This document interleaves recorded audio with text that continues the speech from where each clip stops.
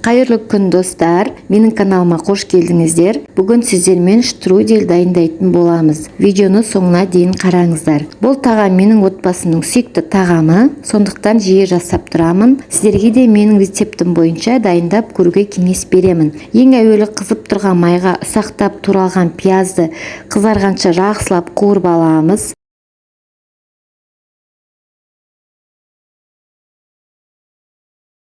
Содан соң алдын ала жуып, ұсақтап туралып дайын тұрған етті салып араластырып, қақпағын жауып 5 минут араластырып, артық сулар тартылғанша жақсылап қызартып қуырып аламын. Дәміне қарай тұз, паприка, қарабұрыш қосамын. Су құйып, астын баяулатып, ет толықтай піскенше 1,5-2 сағаттай бұқтырып пісіремін. Енді қамырын дайындайтын боламыз.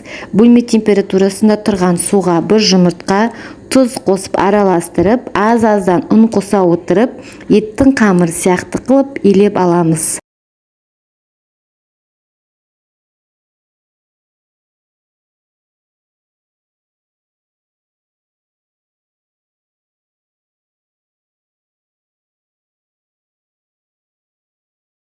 Қолмен жақсылап иледім. 5 минутқа бетін жауып қоямын. Тағы қайтадан илеп 5 минут қойдым. Енді қамырын илейміз. Кішкене ұн сеуіп, оқтаумен жұқа етіп жазамыз. Енді сұйық май жағып, 10 дана сарымсақты ұсақтап кесіп, үстіне жағып шығамыз.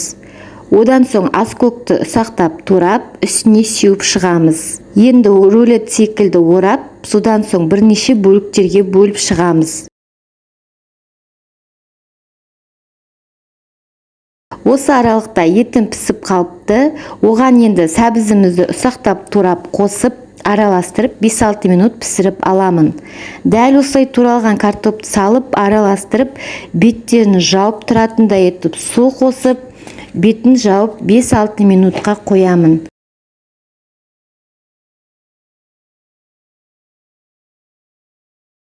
Оларды тек бір қайнатып алып, енді үстіне алдын ала дайындап қойған штрудельді салып, 15-20 минуттай толықтай піскенше бұқтырып пісіріп аламыз. Біздің тағамымыз дайын болды. Видеода көргендеріңізде ешқандай қиындығы жоқ. Жасап көріп, отбасыңызды қуантыңыз.